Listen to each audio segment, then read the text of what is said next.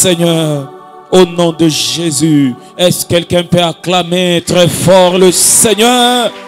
Que Dieu soit béni. Est-ce que vous pouvez vous tenir debout encore pour 2 minutes? Nous allons recevoir notre deuxième oratrice de ce soir. Est-ce que tu peux te tenir debout pendant que nous invitons la sœur Christelle Ngalula? Pendant qu'elle passe, nous acclamons le Seigneur.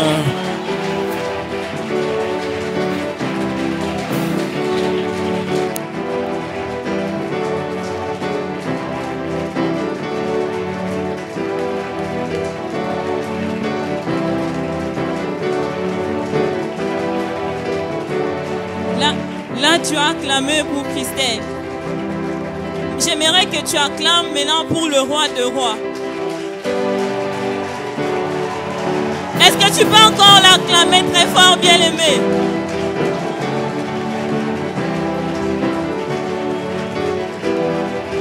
Je me sens te dire cette chose. Que chaque jour suffit sa peine. Vous savez, bien-aimé, Zacharie avait l'habitude de fréquenter la présence de Dieu. Mais ce n'est pas tous les jours que Zacharie sortait avec son Jean-Baptiste. Laisse-moi te dire aujourd'hui que tu ne quitteras pas cet endroit tel que tu es entré. Pourquoi? Parce qu'il y a une grâce particulière ce soir qui est préservée pour toi ce soir. Tu quitteras avec ton Jean-Baptiste aujourd'hui. J'aimerais que tu m'aides encore à élever le roi des rois. Est-ce que tu peux encore acclamer le Seigneur?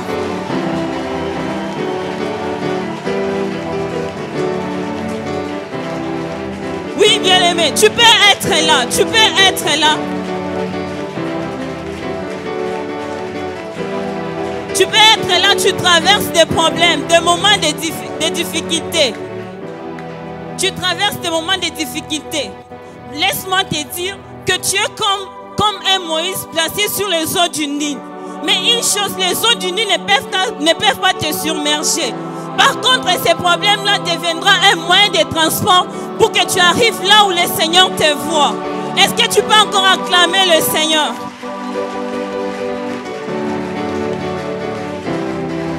Il y a une grâce particulière pour toi ce soir. J'aimerais que tu élèves le nom de Jésus de là où tu es, juste pendant 2 secondes. Élève ta voix et prie au nom de Jésus. Seigneur, fais-nous grâce. Fais-nous grâce éternelle. Fais-nous grâce. Que je disparaisse et que tu apparaisses. Craigne encore, révèle-toi, Seigneur. Seigneur, je suis ton cœur. Fais-nous grâce. Nous t'élèvons, roi, nous t'exaltons, éternel. Nous te magnifions, toi qui règnes en chacun. Seigneur, qui peut faire comme toi? Qui peut changer comme toi? Seigneur, personne ne peut faire comme toi. Sois élevé, sois exalté, éternel. Manda rabashada, tesato zakota la sika, imandelia radabash. Père, je te prie, laisse que le ciel s'ouvre en ces lieux. Père, je te prie que le ciel s'ouvre en ces lieux. Que le ciel s'ouvre en ces lieux, Père. Parce que le nom de Jésus est sur terre. Parce que le Saint-Esprit est sur terre. Seigneur, c'est une promesse que tu nous as faite. Oui, Seigneur, déchire les cieux en ces lieux. Seigneur, que personne ne quitte cet endroit dès qu'il a entré. Seigneur, visite-nous en ces lieux. Père, glorifie ton nom. Glorifie le nom de Jésus en Seigneur. Que tout ce qui n'est pas de toi, Seigneur, s'apaise au nom de Jésus. Au nom de Jésus. Au nom de Jésus. Amen. J'aimerais directement qu'on prenne nos Bibles comme on est debout. Je suis en 2 Rois 4.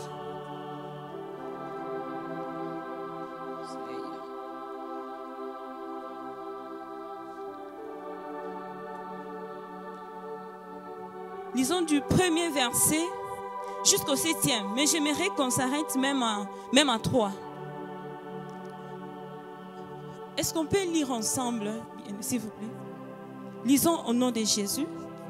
Une femme d'entre les femmes une femme d'entre les femmes des fils des prophètes, cria à Élisée en disant, « Ton serviteur, mon mari, est mort.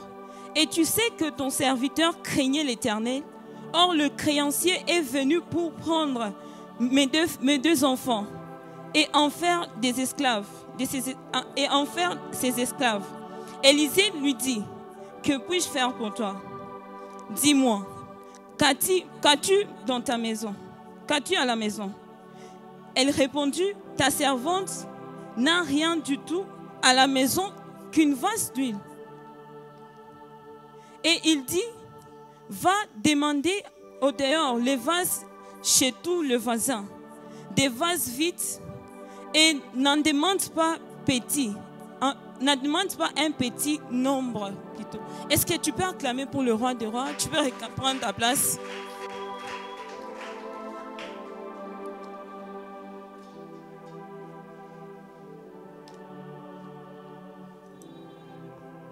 Bien-aimé,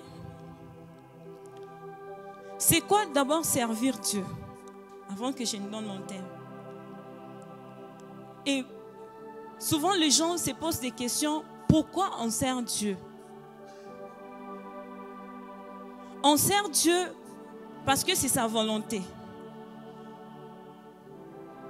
Et quand nous, humains, nous accomplissons la volonté du Père, c'est là lui reprend sa gloire. Et quand il reprend sa gloire, au retour, l'être humain sait vivre que la puissance de Dieu. Et quand l'homme vit la puissance de Dieu, et la gloire reviendra encore à l'Éternel, parce qu'il s'est encore glorifié en te faisant du bien. Et l'ultime raison d'un chrétien sur terre est de rendre gloire à l'Éternel à tout moment. Et c'est pour cela qu'il est très important, bien-aimé, qu'on puisse servir Dieu sur terre. Parce qu'en les servant, on rend gloire à l'Éternel. Et on accomplit la seule mission, la plus grande mission qui nous a été donnée sur terre. Tu peux me dire que non, la plus grande mission, c'est de gagner les âmes. Tu n'as pas tort. Mais même en gagnant les âmes, on rend gloire à l'Éternel. Tu peux me dire que visiter les orphelinats aussi, oui. Mais c'est aussi rendre gloire à l'Éternel. Même balayer l'église, c'est rendre gloire à l'Éternel. Alors j'aimerais t'inviter à servir Dieu de tout ton cœur. Car il y a de la joie en servant l'Éternel. Malgré les problèmes, malgré les circonstances, bien aimé, il est très important de servir le roi des rois. Et mon thème de ce soir est intitulé « Que faire pour accomplir sa responsabilité ?» Que faire pour accomplir sa responsabilité?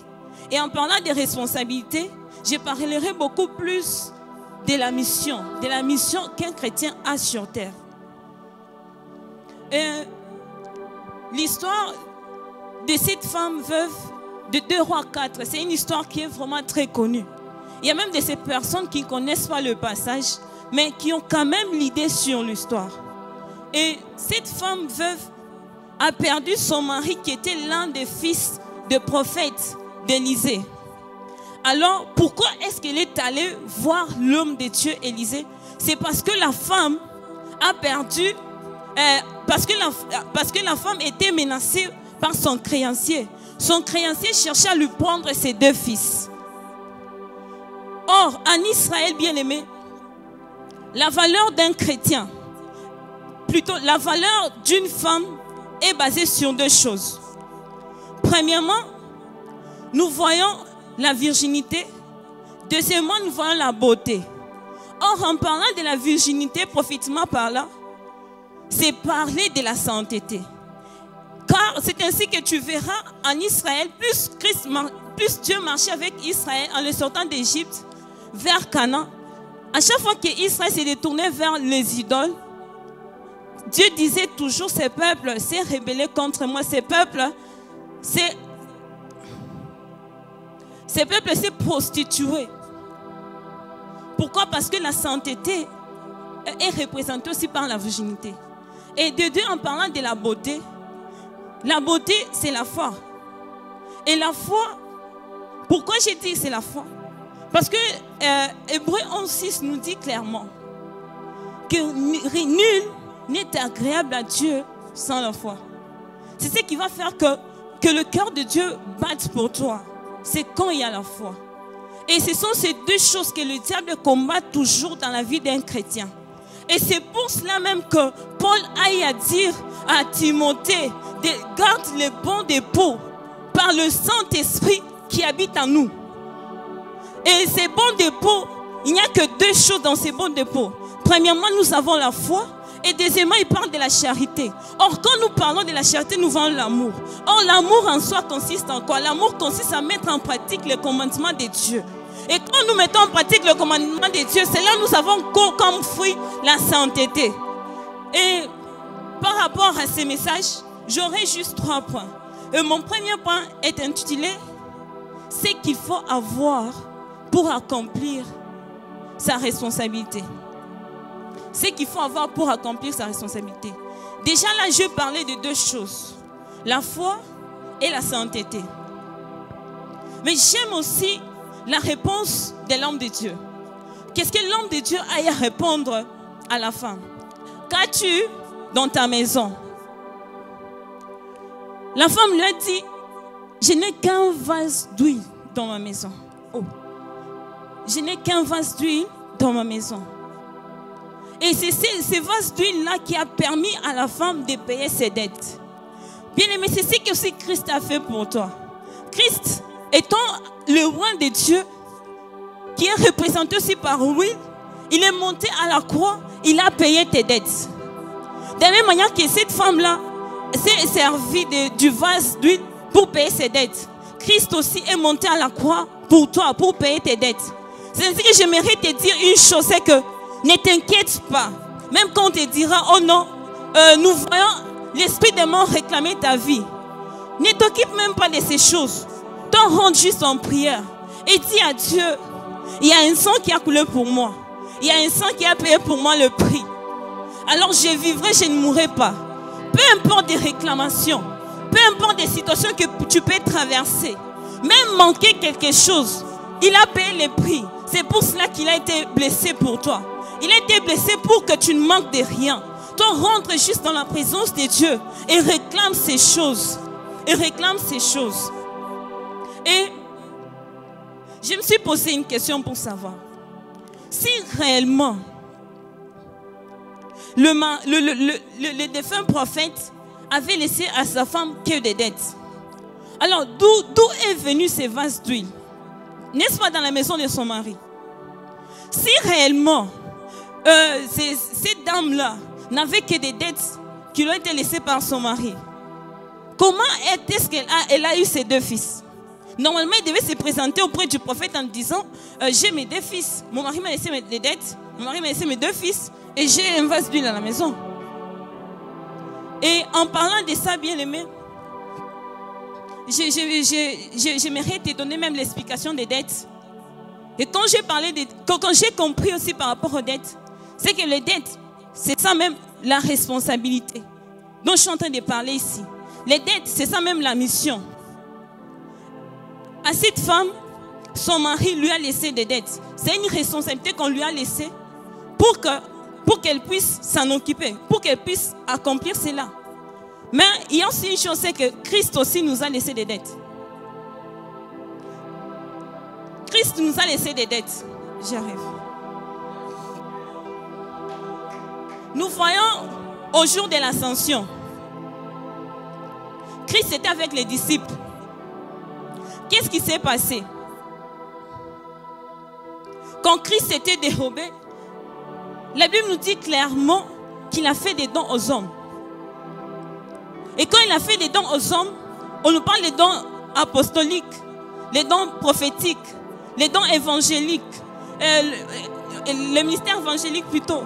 On nous parle de pasteurs et de docteurs. Et ce sont là, bien aimés, des dettes. Le ministère qu'on nous a laissé, ce sont là des dettes. Et ces dettes-là ont pour objectif de faire quoi? D'aller, de faire de toutes les nations mes disciples. Les disciples de qui? De Christ. De purifier les lépreux, de chasser les démons, de ressusciter de morts. Et que sa parole aille juste à l'extrémité de la terre. C'est ça même des responsabilités qu'on nous a données. Mais avant cela, regarde ce qui se passe avec Christ. Pour la femme, qu'est-ce qui s'est passé pour la femme? D'abord, la femme avait deux choses que le créancier menaçait à lui prendre.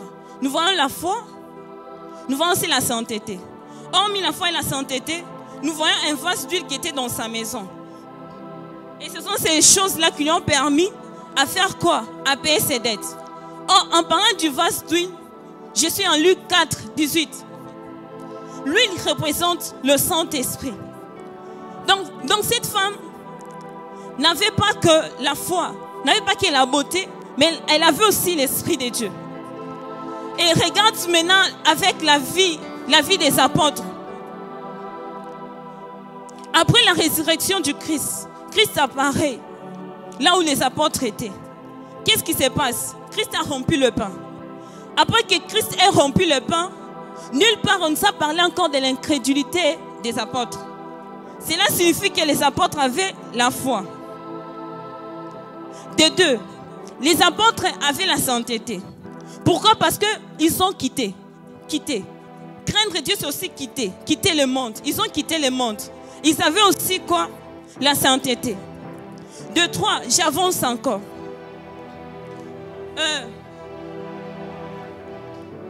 Avant même que Christ ne monte, avant même que Christ ne soit dérobé, une chose qu'il a eu à faire, il a soufflé sur les apôtres. Il a soufflé l'Esprit de Dieu. Il a soufflé l'Esprit de Dieu. Là déjà nous voyons ces trois choses que nous devons avoir pour accomplir une mission. Et quand Christ a été dérobé, Christ leur a laissé les dettes. Et ces dettes-là, ce n'était même pas négociable, c'est obligatoire. Et c'est pour cela au début je t'ai dit, il est très important de servir Dieu.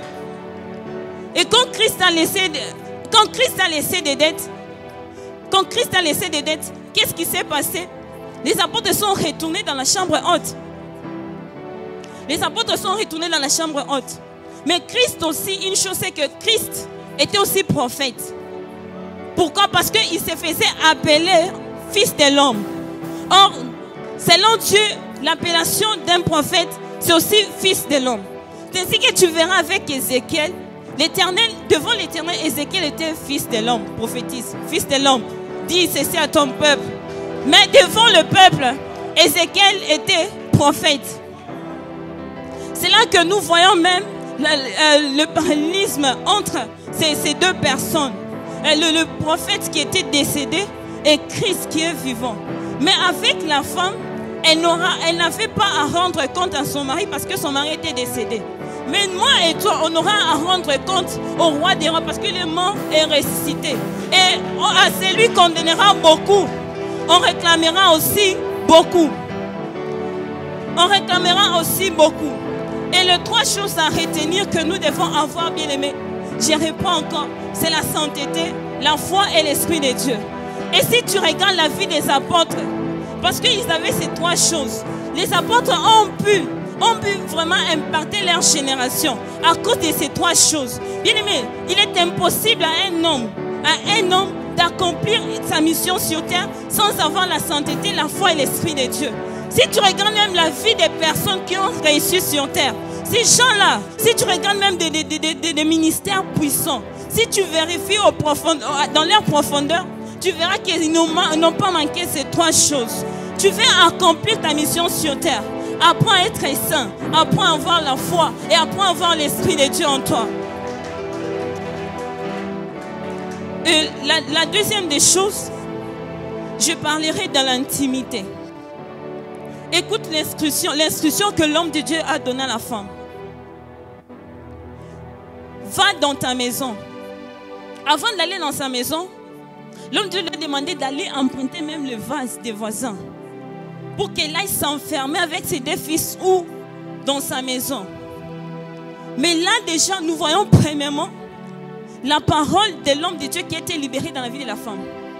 Et cette parole-là a créé la soif dans la vie de la femme.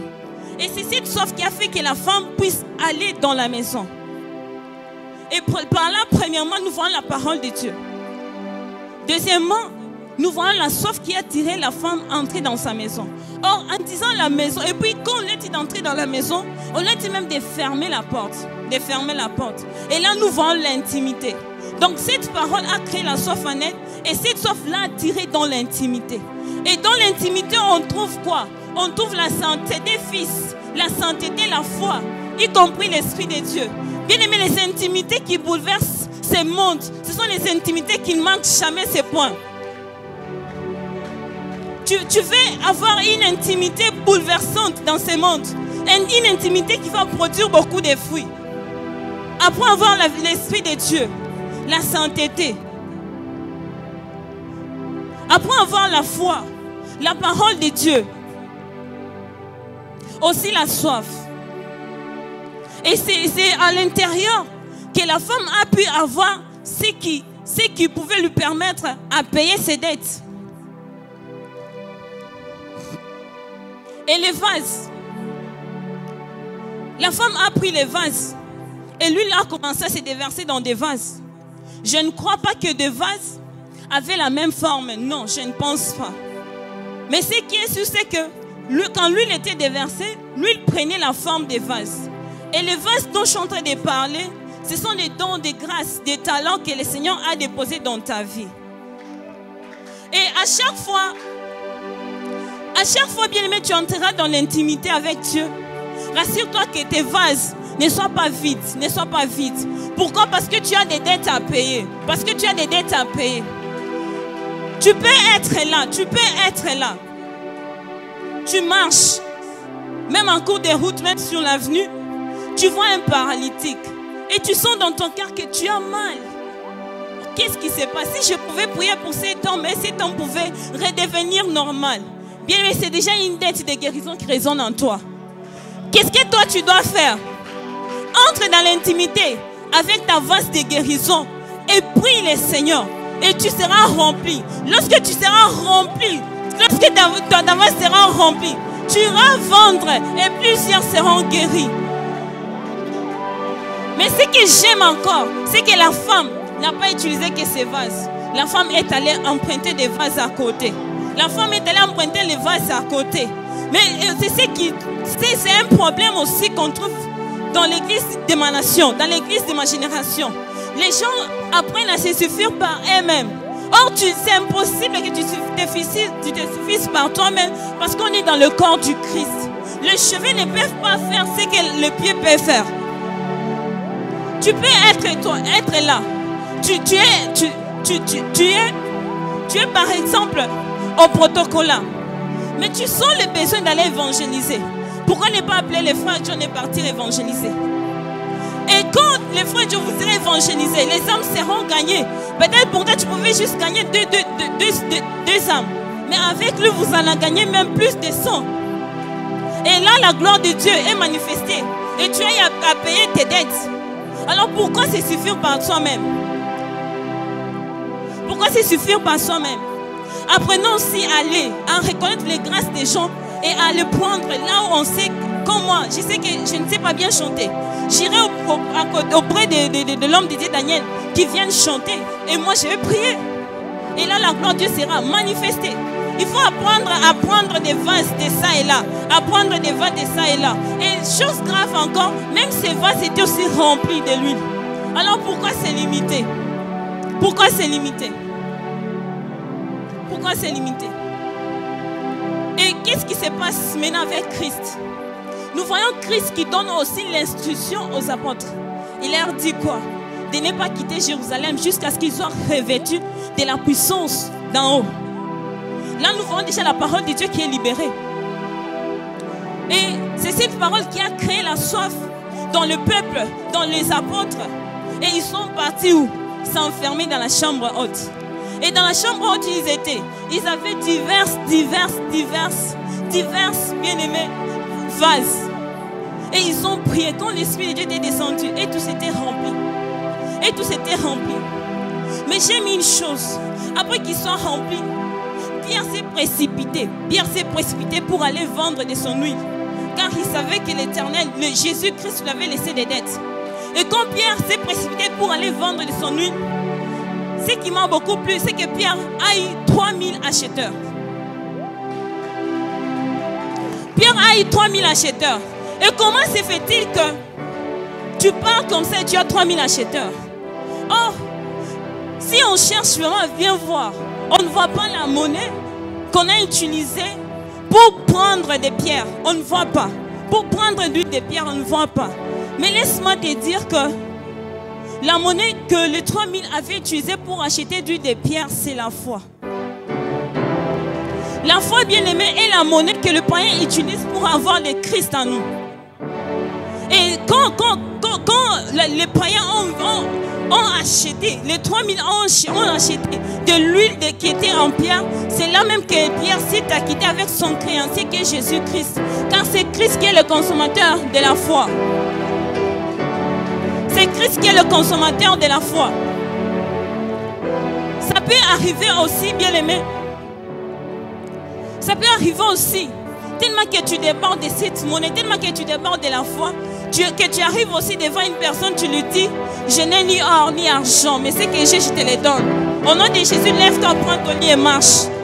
Mais ces choses n'arriveront que quand tu seras intime. Tu seras intime. Que quand tu sauras t'enfermer dans l'intimité, ayant la parole de Dieu, ayant la vie de sainteté, ayant la foi, ayant l'Esprit de Dieu en lui. En toi. Bien-aimé, l'Esprit de Dieu n'a jamais refusé l'onction à une personne. Mais ce qui fait que l'onction te soit refusée, c'est ta vie. C'est ta vie. Tu présentes une vase qui est déjà en moitié remplie. Comment se fait-il que tu aimerais encore qu'on puisse remplir? Et c'est rempli de quoi? De haine, de soucis, de stress. C'est impossible que tu sois rempli. Et ce serait impossible que tu ailles vendre. Tu iras vendre quoi? La haine? Le stress? Non. Il faut s'évider et présenter des vases vides. Et c'est là même que tu seras rempli.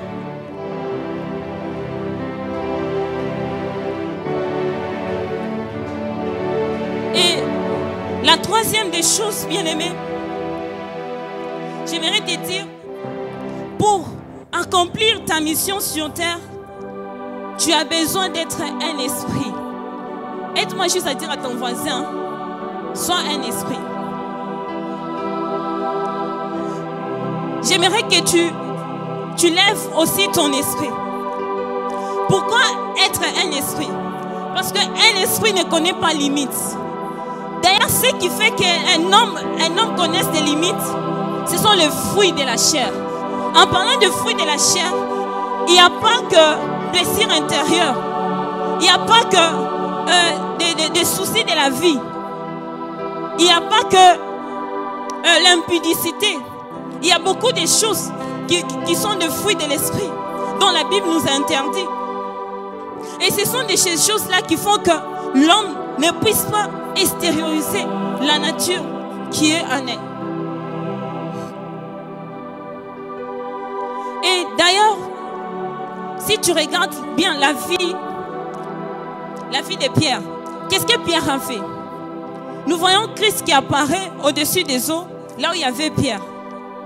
Pierre s'était étonné. Pierre, je ne sais pas s'il avait douté.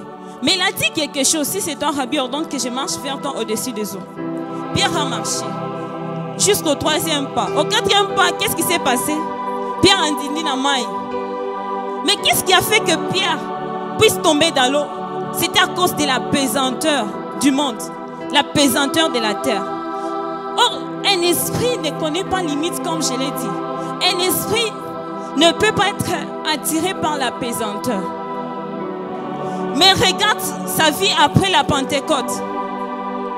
Pierre a servi Christ juste au point où de ne pas craindre la persécution. Pierre a servi Christ juste au point où qu'il a été pendu tête en bas et jambes à l'air. Pourquoi? Parce qu'il était devenu un esprit. Car un esprit sur terre, lui, ce qui lui intéresse, ce qui l'occupe, c'est d'accomplir uniquement la volonté du Père. Et c'est ce que Pierre poursuivait. Malgré la persécution, malgré les problèmes, Pierre lui cherchait quoi? À accomplir la volonté du Père sur terre.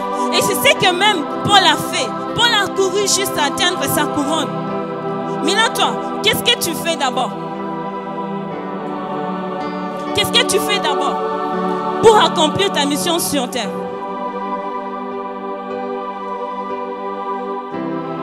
Si tu as déjà recevoir Christ dans ta vie,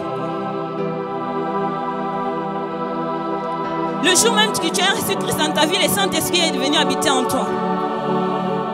Mais j'aimerais t'inviter encore à en faire plus pour que tu deviennes un esprit sur terre.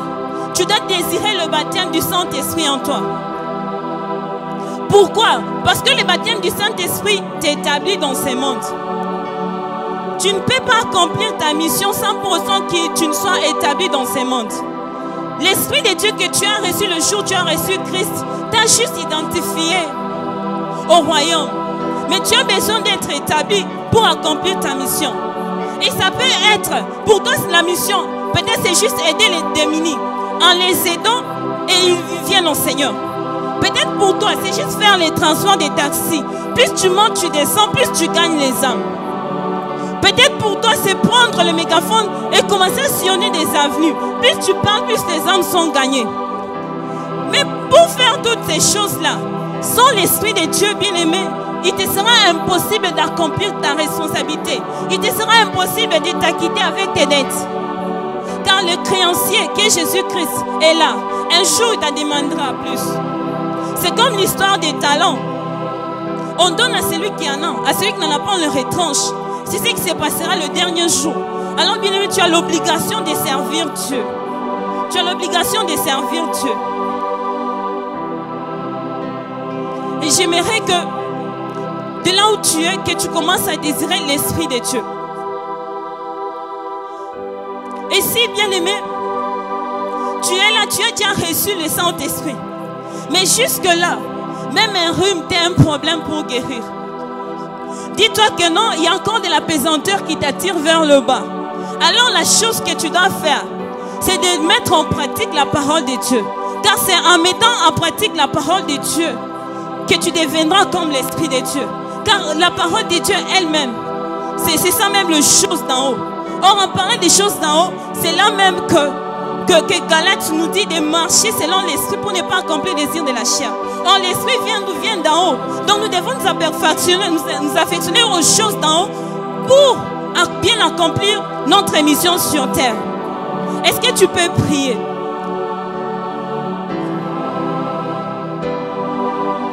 Désire le Saint-Esprit dans ta vie, bien-aimée.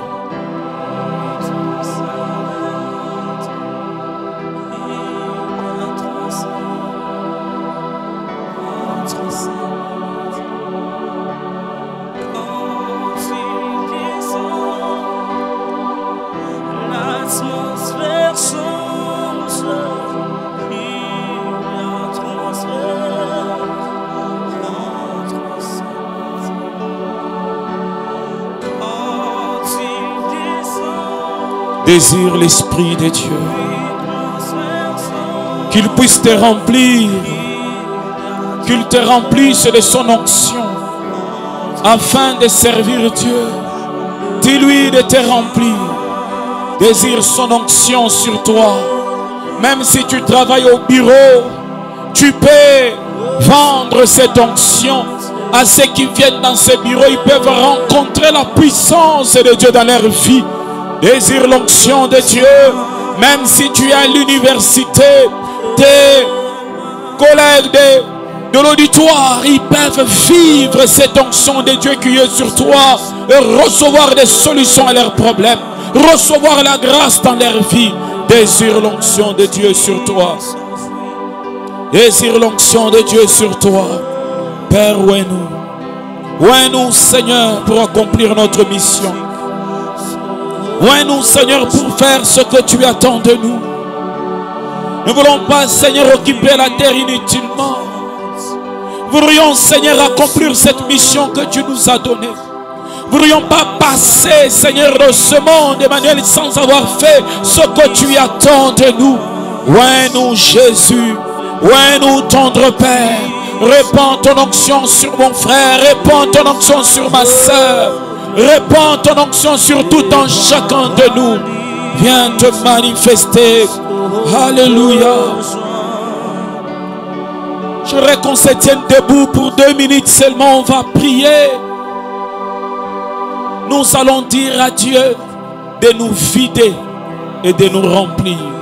La servante de Dieu nous a dit, il y a des gens qui sont remplis de soucis, remplis de haine, ainsi ne peuvent pas manifester l'onction de Dieu.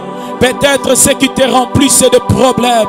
Peut-être ce qui te remplit c'est le péché. Peut-être ce qui te remplit c'est le mal. Dis à Dieu, vide le mal en moi, vide le péché en moi, vide tout ce qui ne t'honore pas en moi et remplis-moi de ton onction. Élevons nos voix, prions au nom de Jésus-Christ. Dis au Seigneur de vider tout ce qui n'est pas de lui en toi.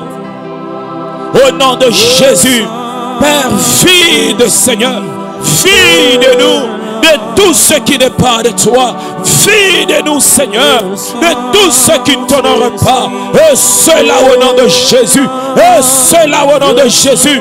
Remplis-nous de toi, Seigneur. Remplis-nous de toi, Jésus. Remplis-nous de toi, Emmanuel. Remplis-nous de toi, Éternel. Au nom de Jésus. Au nom de Jésus. Et que ton onction descende sur nous.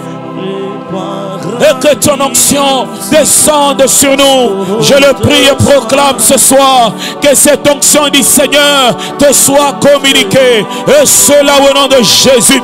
Et cela au nom de Jésus. Que cette onction du Seigneur soit répandue sur ta vie. Soit répandue sur ta vie. Que Dieu t'utilise. Que Dieu t'utilise. Que Dieu t'utilise pour sa gloire. Que Dieu t'utilise pour sa gloire. Merci Seigneur. Merci Père pour cette merveilleuse prédication. Merci pour ton onction sur nous. Merci de nous aider à accomplir notre mission sur terre. Au nom de Jésus. Amen. Est-ce que quelqu'un peut acclamer très fort le Seigneur? Tu as été béni. Acclame très fort le Seigneur. Que Dieu soit béni. Je vous en supplie de vous tenir encore debout pendant quelques secondes. Et nous allons recevoir notre dernier orateur. Et s'il y a quelqu'un qui a la joie de recevoir notre dernier orateur, nous invitons le frère de Marseille qui va nous apporter la parole. Acclame encore très fort le Seigneur.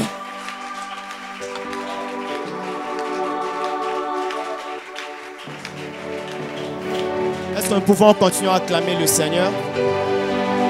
Acclame très bien le Seigneur. Tu fais bien d'acclamer le Seigneur. Est-ce que tu peux encore faire plus que ça? Est-ce que tu peux encore faire plus que ça? Alléluia. Tu vas élever ta voix. Tu vas demander à Dieu de te parler pendant ces instants. Tu vas demander à Dieu que cette parole qui sera apportée, que cette parole touche ton cœur, que cette parole puisse pénétrer ton cœur. Est-ce que nous pouvons élever notre voix?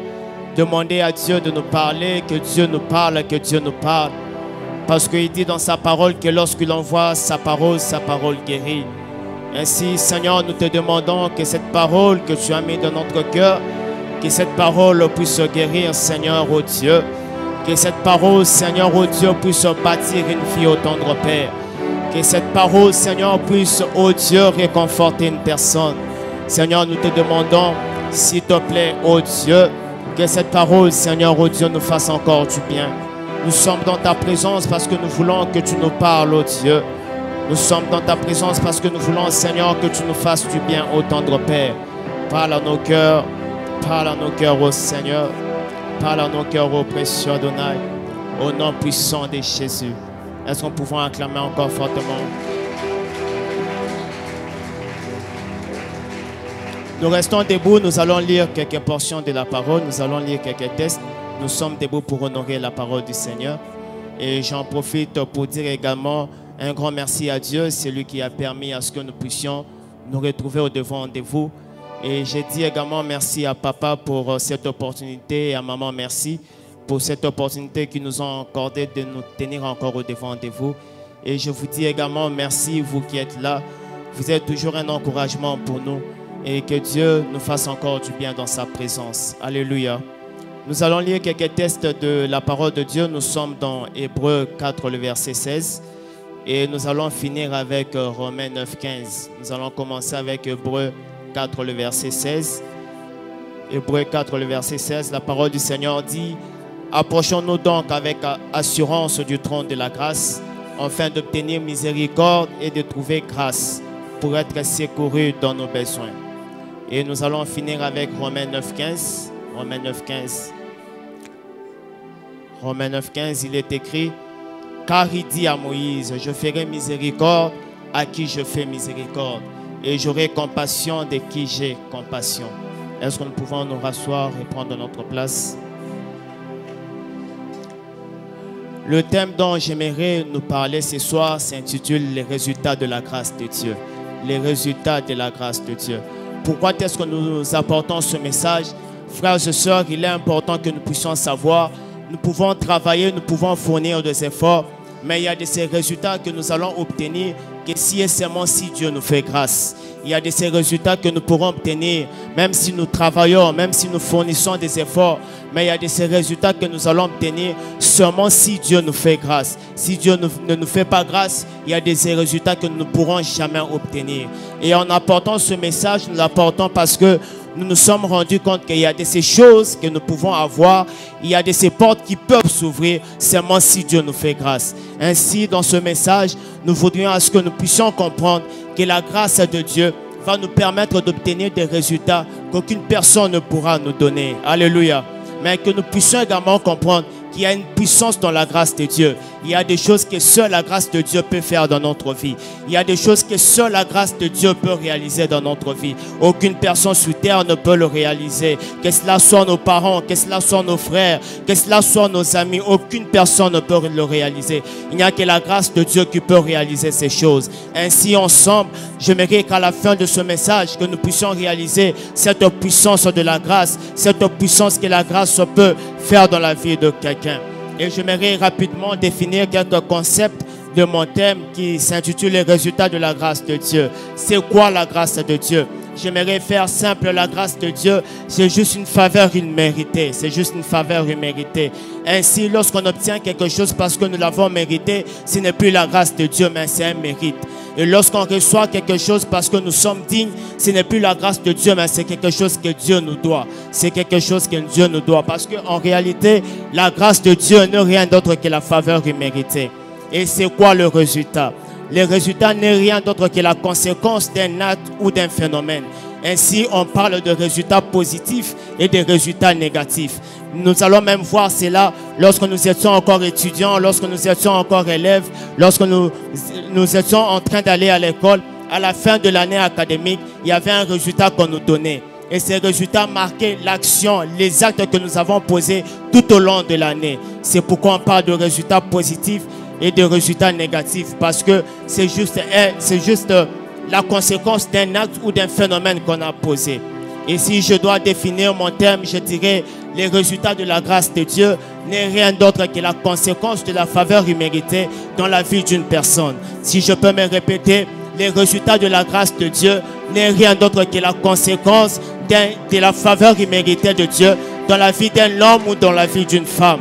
Mais quelqu'un va me poser la question, pourquoi vouloir vivre les résultats de la grâce de Dieu? J'ai la force, j'ai toutes mes capacités. Mais pourquoi vouloir vivre les résultats de la grâce de Dieu? Comme je le disais, il y a des choses que nous ne pourrons pas obtenir que si et seulement si Dieu nous fait grâce. Peut-être que nous allons travailler, mais il y a des choses que nous allons obtenir que si seulement nous trouvons grâce au devant de Dieu. Mais pourquoi vouloir vivre les résultats de la grâce de Dieu? Frères et sœurs, les résultats de la grâce de Dieu sont exceptionnels. J'aimerais te dire, les résultats de la grâce de Dieu sont exceptionnels. Il y a des choses qu'aucune personne ne pourra faire pour toi parce que les résultats de la grâce de Dieu sont exceptionnels. Nous allons voir cela dans Jean 5, le verset 1er à 10. La parole du Seigneur nous parle de l'histoire de Bethesda. La parole de Dieu nous dit, à Jérusalem, il y avait un endroit, une piscine qu'on appelait Bethesda. Et Bethesda, c'est en hébreu. Cela veut tout simplement dire la maison de la miséricorde. Et il y avait des gens qui allaient pour trouver la solution. Il y avait des personnes qui allaient pour trouver une solution par rapport à une maladie, par rapport à une situation qu'ils traversaient. Et la parole de Dieu nous dit qu'à Bethesda, il y avait 5 portiques. Et derrière ces 5 portiques, s'est retrouvé de malades. Il s'est retrouvé de personnes qui cherchaient la solution. Et si nous devons actualiser ce texte, nous allons comprendre qu'à l'église, le Seigneur a donné les 5 ministères. Et derrière ces 5 ministères se trouvent des personnes assises qui attendent à ce que le Seigneur puisse agir, qui attendent à ce que le Seigneur puisse se manifester. Alléluia. Et à Bethesda, il y avait plusieurs personnes. Et la parole du Seigneur nous dit qu'à Bethesda, il y avait un ange de l'Éternel qui descendait de temps en temps et agitait de l'eau. Et qu'est-ce qui s'est passé? La première personne qui s'est jetée dans l'eau, c'est la première personne qui recevait la solution. La première personne qui s'est jetée dans l'eau, c'est la première personne qui recevait la solution par rapport à ces problèmes qui les dérangeaient. Or, à Bethesda, il y avait une personne qui avait fait 38 ans. Cette personne n'avait pas de solution à son problème. Cette personne n'avait pas de solution à ce qui cherchait à Bethesda. Je me rappelle même une fois, nous sommes allés prier pour le malade. Alors que nous étions en train de prier pour les malades, je me suis retrouvé devant un jeune comme moi. Et ces gens ne pouvaient pas marcher. Et lorsque je priais pour ce malade, je me suis retourné pour prier pour une autre personne. Et en me retournant, ce jeune m'a arrêté. Ce jeune m'a dit, je fais 2 ans dans les lits, je ne peux pas marcher, je ne peux pas bouger. Et je n'ai personne parce que nous avons connu un accident avec ma maman. Et je n'ai personne pour prendre soin de moi. Mais nous allons comprendre dans ce texte, cette personne n'avait pas 2 ans. Cette personne n'avait pas 3 ans. Cette personne n'avait pas 10 ans. Mais cette personne avait fait 38 ans à Bethesda. Personne ne pouvait prendre soin de lui. Personne ne pouvait le considérer. Personne ne pouvait regarder son cas. Chacun était là pour trouver une solution par rapport à son problème. Mais lui avait 38 ans et personne ne pouvait prendre soin de lui. Et la parole du Seigneur nous montre qu'un jour, alors que Christ se retrouve à Bethesda, Christ se retrouve au devant de cette personne. Et c'est que cette personne n'a pas pu recevoir à Bethesda. La personne l'a reçu au devant du Seigneur. Frères et sœurs, il y a des résultats que nous pourrons obtenir que si et seulement si nous trouvons grâce au devant de Dieu. Cette personne était à Bethesda, mais elle n'avait pas trouvé de solution. Mais c'était un jour comme ces jours-ci. Cette personne s'est retrouvée au devant du Seigneur et il a trouvé grâce au devant de Dieu. Il a reçu un résultat exceptionnel.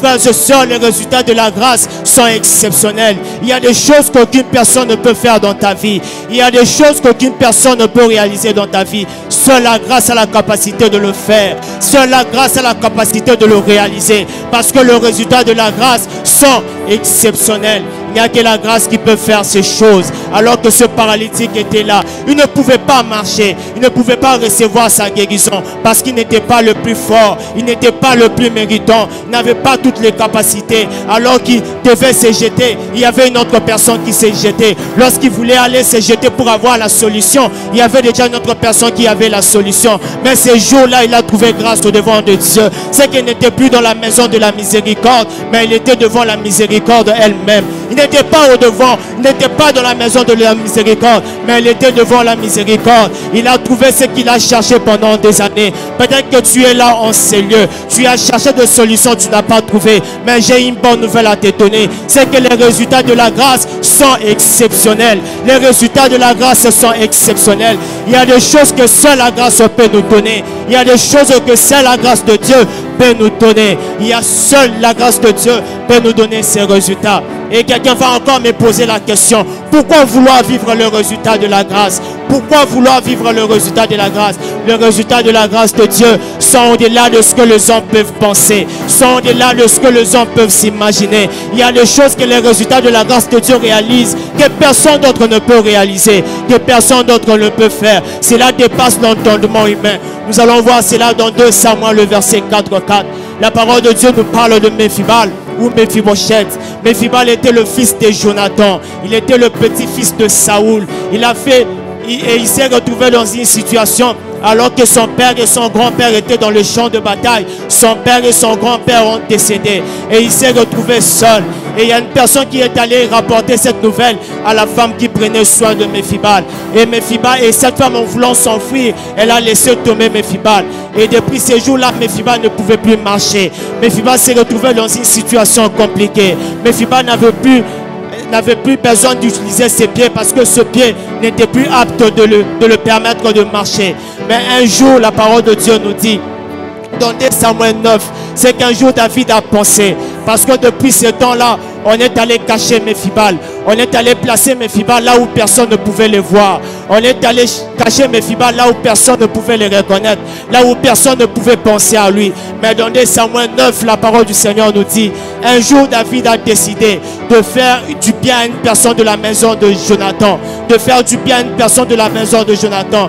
Et on est allé chercher Méphibal. Parce qu'il y a quelqu'un qui a dit, il y a encore un fils de la maison maison de Jonathan qui est en vie, mais il est à Lo-Débar, là où personne ne peut le considérer, là où personne ne peut prendre soin de lui. Il était caché devant les hommes, mais ce jour-là, David a demandé qu'on puisse aller chercher Mephibosheth, la personne qu'on avait oubliée dans la société, la personne qu'on avait ignorée dans la société, la personne qu'on ne considérait pas dans la société. Frères et sœurs, les résultats de la grâce de Dieu sont au-delà de ce que les hommes peuvent penser, sont au-delà de ce que les hommes peuvent imaginer. C'est que ces jours-là, Mephibosheth qui s'est retrouvé à Lo-Débar, on est allé chercher Mephibosheth.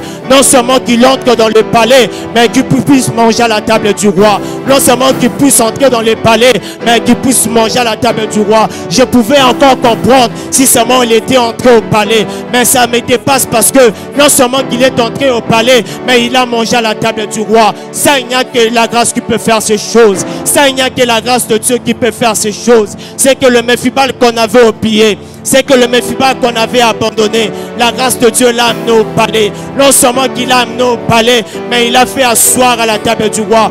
Frères et sœurs, nous allons comprendre, vous et moi, qu'il est possible que nous puissions nous retrouver à la présidence, mais ne pas manger à la table du président. Pour manger à la table du président, il faut avoir un certain niveau, il faut avoir un certain rang. Mais Mephibosheth n'avait pas de niveau. Peut-être que Mephibosheth n'avait pas étudié, parce que la parole du Seigneur nous dit que Mephibosheth était à Lo-Débar. Mais ce jour-là, on a amené Mephibosheth, on a amené Mephibosheth au palais.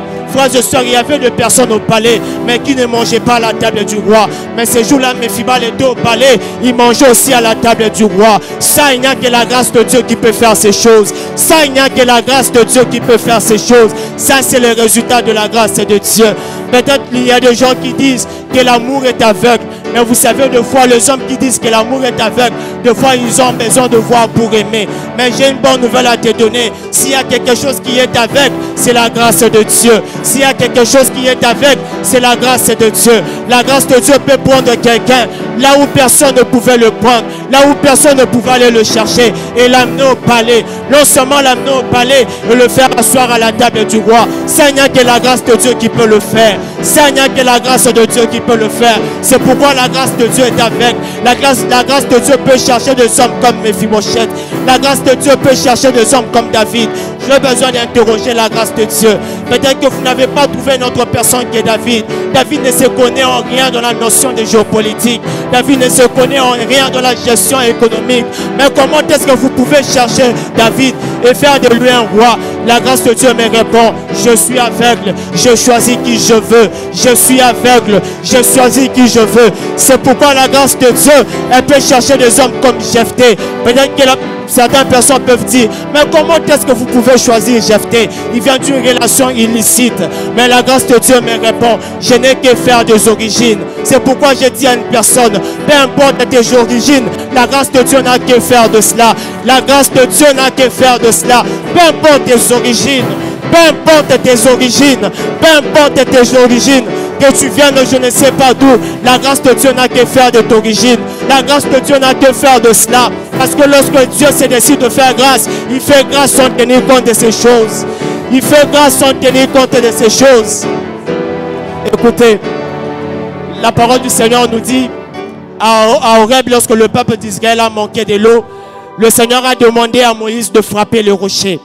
Moïse a frappé le rocher, le peuple d'Israël a pu avoir de l'eau. Mais lorsque le même peuple se retrouve à Kadès, le Seigneur demande à Moïse, pas cette fois-ci de frapper, mais de parler. Moïse frappe, Moïse désobéit à la voix du Seigneur. Mais malgré cela, le Seigneur laisse couler de l'eau. Et le peuple d'Israël a de l'eau. Mais la parole du Seigneur nous marque quelque chose en disant que Moïse ne pas entrer par rapport à l'acte qu'il avait posé.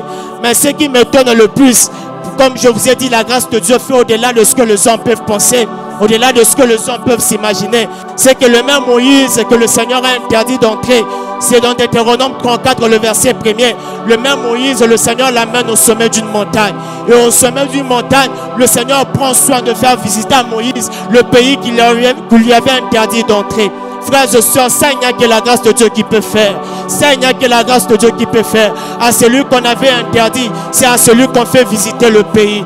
À celui qu'on avait interdit, c'est à celui qu'on fait visiter le pays. Ça, il n'y a que la grâce de Dieu qui peut faire cela. Ça, il n'y a que la grâce de Dieu qui peut faire cela. Comment est-ce que quelqu'un qu'on a interdit d'entrer dans le pays, mais c'est la même personne qu'on prend pour faire visiter? Si on doit poser des questions à la personne qui est entrée dans le pays et à Moïse, ces mêmes personnes vont nous donner, peut-être que Moïse va répondre plus que la personne qui est entrée, parce que Moïse a visité en compagnie du Seigneur, mais ces personnes ont entré, mais Moïse a visité en compagnie de Dieu. Frères et sœurs, la grâce fait des choses au-delà de ce que les hommes pensent, au-delà de ce que les hommes imaginent, au-delà de ce que les hommes pensent, au-delà de ce que les hommes imaginent. Seule la grâce de Dieu a la capacité de faire ces choses. Seule la grâce de Dieu a la capacité de faire ces choses. Frères et sœurs, Moïse n'est pas entré en compagnie d'Israël, mais Moïse a visité en compagnie de Dieu. Moïse n'est pas entré en compagnie d'Israël, mais Moïse a visité en compagnie de Dieu. Seule la grâce de Dieu a la capacité de le faire. Seule la grâce de Dieu a la capacité de le faire. Est-ce que nous pouvons acclamer fortement le Seigneur?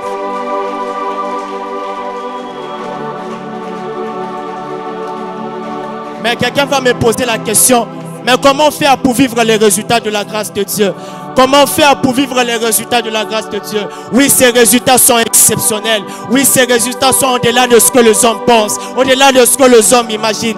Mais comment faire pour vivre le résultat de la grâce de Dieu? Dans le texte que nous avons lu dans Romains 9, le verset 15, il est écrit que je fais miséricorde à qui je fais miséricorde. Mais si, en lisant ces textes, si je dois m'arrêter à ces textes, peut-être que je peux vous dire, je ne sais pas. Mais lorsque Hébreux 4, 16 continue en disant, approchons-nous donc avec assurance au devant du trône de la grâce, afin d'obtenir miséricorde et de trouver grâce pour être secourus dans nos besoins. Lorsque nous lisons Romains 9, 15, nous nous rendons compte que la grâce c'est le domaine de Dieu. Mais Hébreux 4, 16, on nous arrête pour dire, approchons-nous donc avec assurance au devant du trône de la grâce. En réalité, lorsqu'on s'approche avec assurance au devant du trône de la grâce, non seulement on obtient la miséricorde, mais on trouve la grâce de Dieu. Non seulement on obtient la miséricorde, mais on trouve la grâce de Dieu. Non seulement qu'on obtient miséricorde, mais on trouve la grâce de Dieu. Mais en lisant Hébreux 4, 16, il y a quelque chose qui a attiré mon attention. Parce qu'il est écrit, approchez-vous donc avec assurance au devant du trône de la grâce. En réalité, ce que Romains Hébreux 4, 16 veut nous dire, c'est que nous devons nous approcher avec foi. Parce qu'il est écrit dans Hébreux 11, le premier verset, que or la foi est une ferme assurance de choses qu'on espère, une démonstration de celles qu'on ne voit pas. En réalité, Hébreux 4, 16 veut nous dire que nous puissions nous approcher avec foi au devant du trône de la grâce. Lorsque nous nous approchons avec foi au devant du trône de la grâce, on trouve la grâce de Dieu. On obtient miséricorde et on trouve la grâce de Dieu. C'est que le fait de s'approcher avec foi au devant du trône de la grâce. Or, lorsqu'on s'approche au devant du trône de la grâce, on n'obtient pas justice, mais on obtient la grâce de Dieu. Parce que le trône dont on nous a demandé de nous approcher, c'est le trône de la grâce. Mais en allant encore plus en profondeur par rapport à ce verset de Hébreux 4, le verset 16, j'ai comme l'impression qu'il y a une équation cachée dedans. J'ai comme l'impression qu'il y a une équation cachée dedans. C'est que le Seigneur nous demande d'avoir la foi. Parce que la foi, c'est le domaine des hommes. La grâce, c'est son domaine. Mais la foi, c'est le domaine des hommes. C'est que le Seigneur nous demande pour déclencher sa grâce, c'est que nous puissions avoir la foi. Parce que la foi est une ferme assurance des choses qu'on espère. Une démonstration de celles qu'on ne voit pas. C'est pourquoi lorsque tu veux t'approcher devant de Dieu, le Seigneur te dit, ne t'approche pas n'importe comment. Approche-toi avec foi. Approche-toi avec foi au devant du trône de la grâce. Approche-toi avec foi au devant du trône de la grâce. C'est qu'il y a une équation cachée dans ces textes. C'est que lorsqu'on s'approche avec foi, on trouve la grâce de Dieu. On est secouru dans nos besoins. On a ce qu'on cherche dans la présence de Dieu. C'est que la foi plus la grâce de Dieu nous donne ce qu'on cherche dans la présence de Dieu. La foi plus la grâce de Dieu nous donne ce qu'on a besoin. C'est pourquoi j'aimerais dire à une personne que la foi plus la grâce de Dieu te donne les mariages que tu cherches.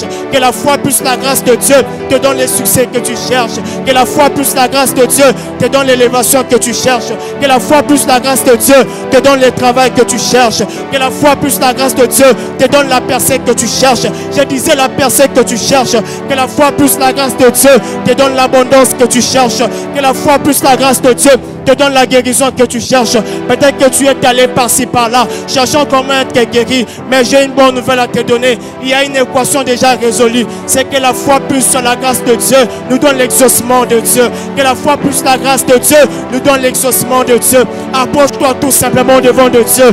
pas n'importe comment. Approche-toi avec foi au devant du trône de la grâce. Tu ne rentreras pas main vide si tu t'approches avec foi au devant du trône de la grâce. Si tu t'approches avec foi au devant du trône de la grâce, peut-être que tu es en train d'envier ce que le Seigneur fait avec les autres. Mais aujourd'hui, je t'ai présenté une équation. Approche-toi avec foi au devant du trône de la grâce. Je disais, approche-toi avec foi au devant du trône de la grâce. Approche-toi avec foi au devant du trône de la grâce.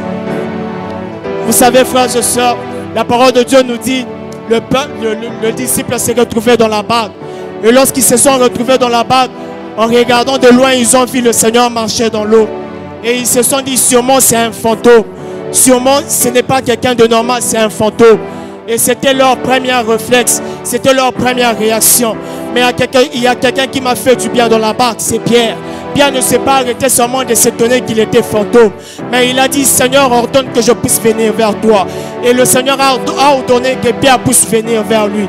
Et Pierre a posé le pied dans l'eau. Pierre a commencé à marcher dans l'eau. C'est que dans cette histoire, il y a la grâce et la foi qui se sont mis ensemble et qui a fait à ce que Pierre puisse vivre le surnaturel. C'est que ce jour-là, Pierre a demandé, mais il a trouvé grâce au devant de Dieu. Le Seigneur l'a ordonné de venir vers lui. Et Pierre ne s'est pas arrêté seulement là, parce que là, il y avait un élément de la foi, un élément de l'équation qui manquait, c'était la foi. Pierre ne s'est pas arrêté seulement de rester dans la barque. Il a posé son pied dans l'eau. Il a commencé à marcher. Il s'est approché au pied du Seigneur. Mais il y a quelque chose qui s'est passé. Lorsque Pierre a enlevé un élément de l'équation qui est la foi, Pierre a commencé à s'effondrer dans l'eau. Parce que Pierre avait enlevé un élément de la foi. C'est pourquoi j'aimerais dire à une personne, associe la foi et la grâce de Dieu. Associe la foi et la grâce de Dieu. La grâce c'est le domaine de Dieu, mais la foi c'est ton domaine. La foi c'est notre domaine. La foi c'est notre domaine. La foi c'est notre domaine. C'est pourquoi il est écrit dans Ésaïe 54 le verset 2. J'aime beaucoup ce texte parce qu'il est écrit, élargissez l'espace de votre tente. En réalité, le Seigneur dans ce texte, il ne nous demande pas de bâtir, mais il demande à ce que nous puissions élargir l'espace dont nous allons bâtir la tente. C'est qu'à ce qui concerne le fait de bâtir, le Seigneur nous dit, laissez ces problèmes-là. Vous élargissez tout simplement l'espace. Vous élargissez tout simplement l'espace. C'est pourquoi j'aimerais dire à une personne dans ces lieux, tu manques du travail, élargis tout simplement l'espace et laisse Dieu bâtir dans ta vie. Tu manques l'élévation, élargis tout simplement l'espace et laisse Dieu bâtir dans ta vie. Tu manques de santé, élargis tout simplement l'espace et laisse Dieu bâtir dans ta vie. C'est pourquoi lorsque Christ pouvait se retrouver au devant de personnes, il pouvait parler de la foi qui est petite et de la foi qui est grande. Parce que la foi est mesurable et la foi est quantifiable. C'est qu'on peut avoir une petite foi, on peut également avoir une grande foi. C'est pourquoi le Seigneur te demande aujourd'hui, élargis tout simplement l'espace. Élargis tout simplement l'espace et laisse Dieu bâtir dans ta vie. Et laisse Dieu bâtir dans ta vie. Élargis tout simplement l'espace. Élargis tout simplement l'espace. Peut-être que tu as un problème qui a tant duré. Tu n'as pas de solution à ces problèmes. Aujourd'hui, j'ai une bonne nouvelle pour toi. Élargis ta foi. Laisse la grâce de Dieu opérer dans ta vie. Élargis ta foi. Laisse la grâce de Dieu opérer dans ta vie. Élargis ta foi et laisse la grâce de Dieu opérer dans ta vie. Laisse la grâce de Dieu opérer dans ta vie. Sûrement que tu es en train de te dire, quoi faire pour vivre ces choses au-delà de ce que les hommes peuvent penser, ces choses au-delà de ce que les hommes peuvent s'imaginer. Mais j'ai une bonne nouvelle à te donner. Toi, tu n'as qu'à élargir et laisse Dieu faire de grandes choses. Tu n'as qu'à élargir et laisse Dieu faire de grandes choses. Est-ce qu'il y a quelqu'un qui désire vivre encore quelque chose dans la présence de Dieu? Vivre encore des choses au-delà de ce que les hommes pensent. Vivre encore des choses au-delà de ce que les hommes imaginent. Élargis tout simplement dans la présence de Dieu ta foi. Élargis tout simplement ta foi dans la présence de Dieu. Est-ce que quelqu'un peut s'approcher encore du trône de la grâce? Aujourd'hui, nous ne sommes pas approchés du trône du jugement, mais nous sommes approchés au trône de la grâce. Et lorsque nous nous approchons au trône de la grâce, nous avons la grâce de Dieu qui nous est accordée. Approche-toi encore aujourd'hui. Je ne sais pas quelle situation te dérange. Je ne sais pas par quelle situation tu traverses, mais approche-toi avec assurance au devant du trône de la grâce. Approche-toi avec assurance au devant du trône de la grâce. Je ne sais pas quelle maladie te dérange, mais j'ai une bonne nouvelle à te donner. Lorsque tu vas t'approcher au devant du trône de la grâce, approche-toi tout simplement avec foi. Peut-être que tu manques du travail, approche-toi au devant du trône de la grâce. Peut-être que tu manques du travail, approche-toi au devant du trône de la grâce. Le Seigneur veut faire du bien à une personne ce soir. Le Seigneur veut faire du bien à une personne ce soir. Approche-toi avec assurance. Approche-toi avec assurance. Approche-toi avec assurance. Approche-toi avec assurance. Est-ce que tu peux faire plus que ça? Est-ce que tu peux faire plus que ça dans la présence de Dieu? Est-ce que tu peux faire plus que ça dans la présence de Dieu? Si seulement tu pouvais t'approcher avec assurance. Si seulement tu pouvais t'approcher avec assurance.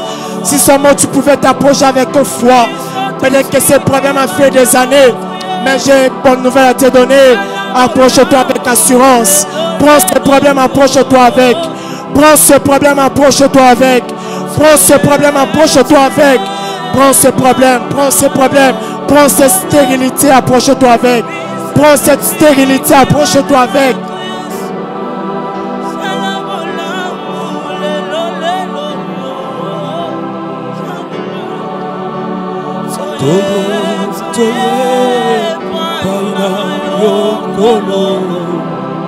Bisoto tiki banda Yesu salabikama lelo lelo.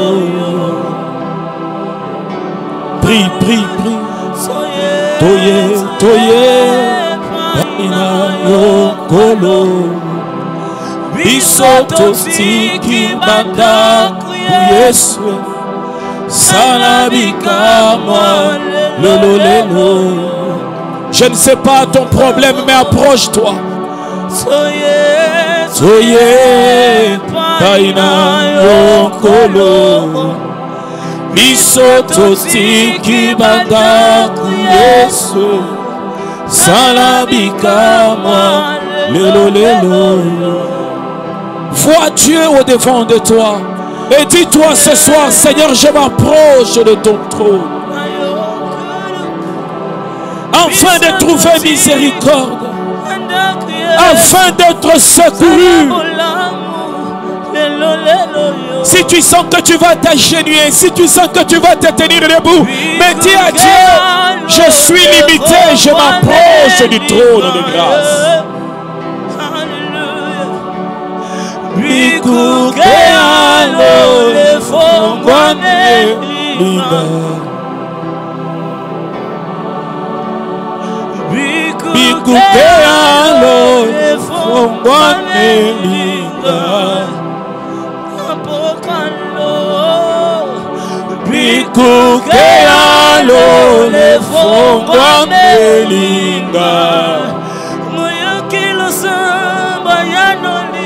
Moyo kilo sambo ayano linga. Moyo kilo sambo leloyo. Moyo kilo sambo ayano linga. Banjeluna zambi baelinga.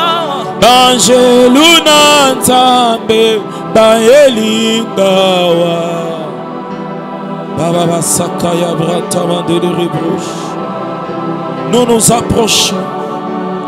Nous nous approchons du trône de grâce.